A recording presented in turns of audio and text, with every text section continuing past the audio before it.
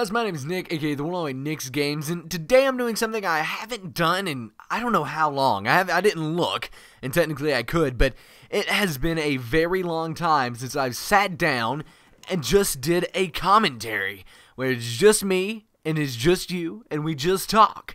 And by commentary, I mean where it's about a topic, and there's just gameplay running behind it that sometimes has something to do with, the commentary, and sometimes it doesn't, and in this case it kind of does. It's a Call of Duty gameplay, and I'm going to be talking about Call of Duty Dying, and this is something that people have said forever, and I think I've actually done videos on it in the past, probably, but today I wanted to talk about it because I think it's more relevant than ever with a brand spanking new FPS coming out next month, and that FPS is Titanfall. I'm actually going to be doing a video on Titanfall later this week, but we're talking about Call of Duty right now. And my answer to the question that is in the title, is Call of Duty dying, is kind of.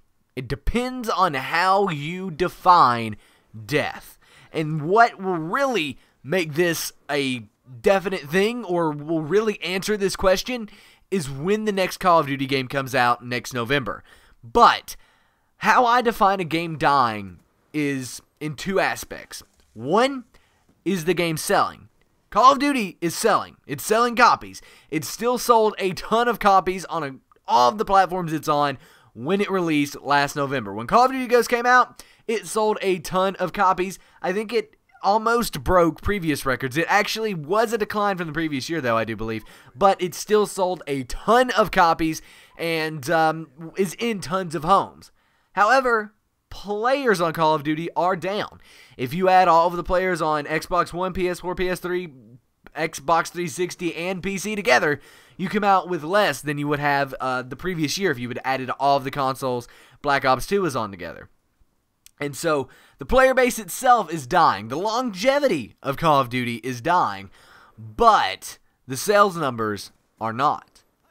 And at the end of the day, that's what determines whether a game will keep going and get renewed, or if a game will die. And that is sales numbers. That's how many copies are sold whenever a game drops.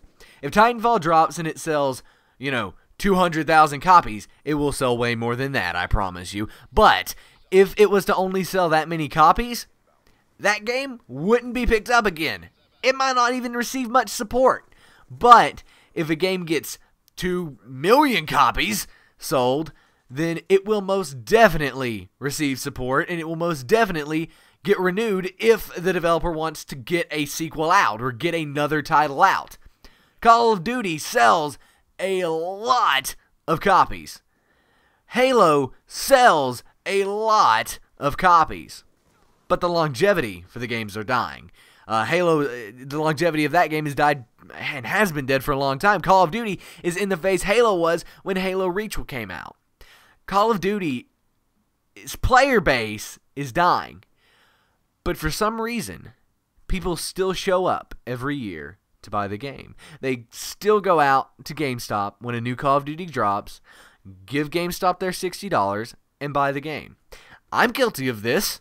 I am. I'm a Call of Duty fan, though, and I will be more than happy to say the game isn't as good as it once was, but I'm going to go out and I'm going to buy the game because I'm interested to see what they've done.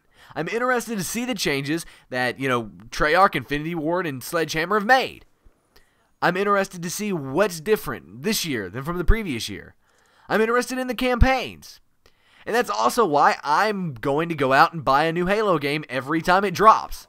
Because I've been invested in the Halo series for so long now. I love the Halo campaigns, and that I will spend $60 for a Halo campaign.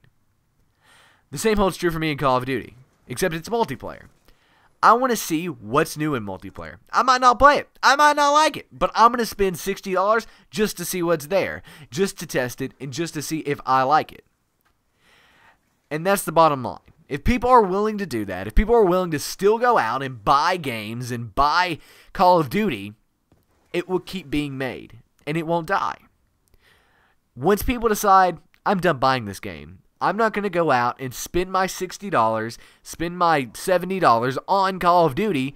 I'm going to instead buy this game or that game or not buy a game at all this year. Then that is when we will start seeing Call of Duty dying and we won't see a Call of Duty game being made. The truth of the matter is, that is probably still about 3 to 5 years out, assuming Call of Duty continues on its downward decline before people finally, before sales numbers are down low enough to where people won't want to renew the game at Activision, where they won't want to pick the game back up.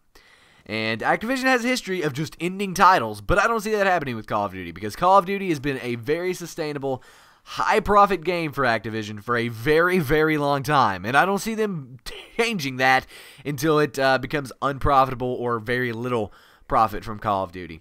Nevertheless, guys, hope you guys enjoyed this video. If you did, please give it a thumbs up. Today's question of the day is, of course, do you think Call of Duty is dying? Let me know in the comment section down below.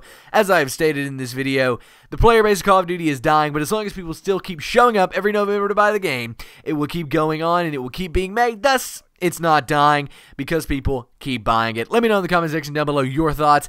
I'm Nick's Games again. Hope you enjoyed this video, and I'm out. Peace. And here's some videos you guys might want to go check out. On the left is Challenge Monday, which is a Call of Duty Ghost series in which I play COD Ghost and do crazy stuff recommended by you guys in the comment section of Challenge Monday videos. Go check it out. It's really, really funny. It's my best Call of Duty series I've ever done, so I think you'll enjoy it. And on the right is what's new in Minecraft 1.7.5.